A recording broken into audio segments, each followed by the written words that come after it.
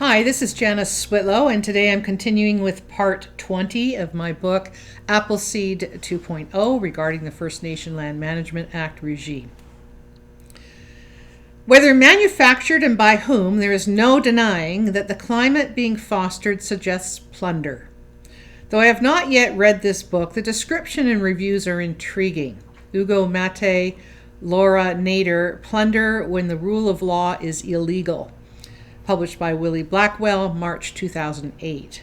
Quote, Plunder examines the dark side of the rule of law and explores how it has been used as a powerful political weapon by Western countries in order to legitimize plunder, the practice of violent extraction by stronger political actors victimizing weaker ones. End of quote. The reviews, quote, Plunder is the powerful product of interdisciplinary research that reveals how international law has become not an instrument of protecting the weak against the strong, but a means of legitimizing and enriching the powerful. Another one, quote, the writers are advancing a profoundly disturbing message. The rule of law is not only a barrier to achieving a just society, but an ideological mechanism for subjugating peoples and imposing injustice. I am impressed by their insights and especially by their courage. And finally, quote, through a sweeping exploration of global processes from colonialism to neoliberalism, Plunder offers an eye-opening look at the dark side of the rule of law.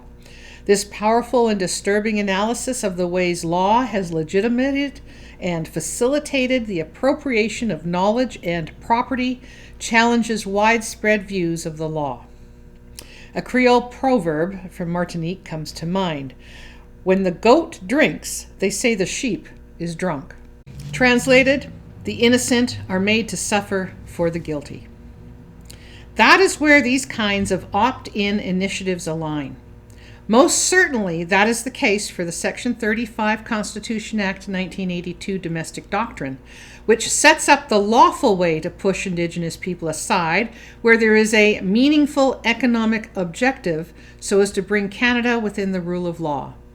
On the international level, the Canadian Section 35 pilot project is being promoted through the implementation of United Nations Declaration on the Rights of Indigenous Peoples, UNDRIP, and UN member states making room in their state constitutions for a counterpart section. People just should not be shocked that the UNDRIP is being interpreted and used by UN member states not as anticipated.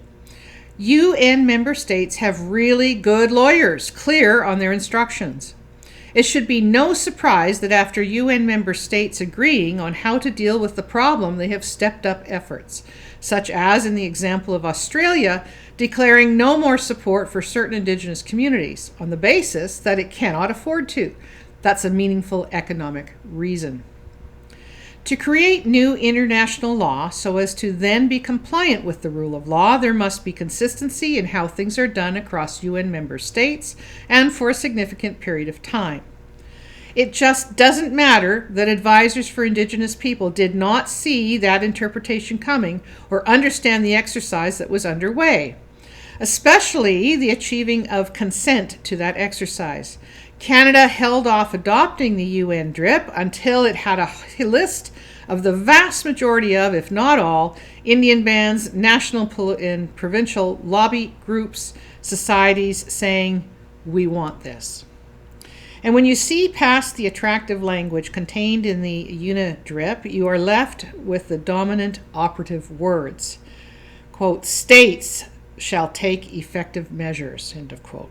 By saying, we want this, all these non-Indigenous nations, self-selected representatives were also saying, we want you to handle this the way you deem fit. So Canada offers the opt-in initiatives because they were driven by First Nations, and Australia is offering self-relocation by driving Indigenous people off.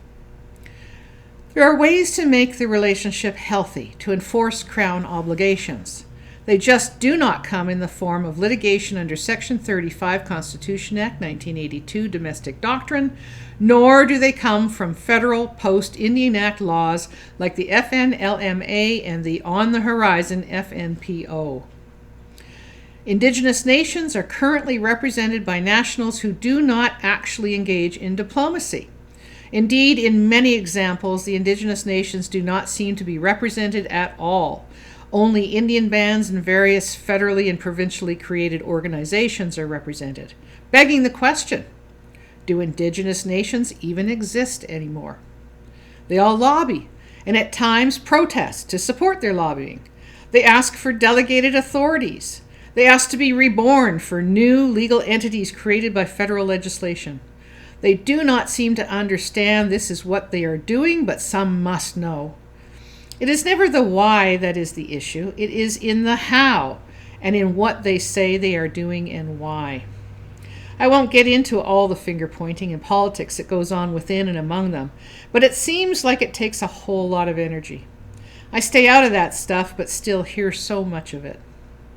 Consider that never in diplomatic relations would one nation lobby the other to change their domestic laws, or complain that in passing their domestic laws they failed to consult them.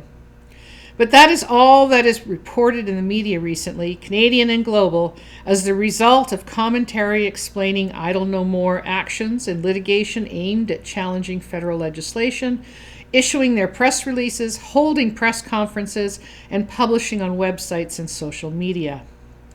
Having your actions appear as the actions of an unhappy Aboriginal group or domestic ethnic minority and broadcast everywhere does the opposite of preserving, protecting, and enhancing Indigenous nations and treaties.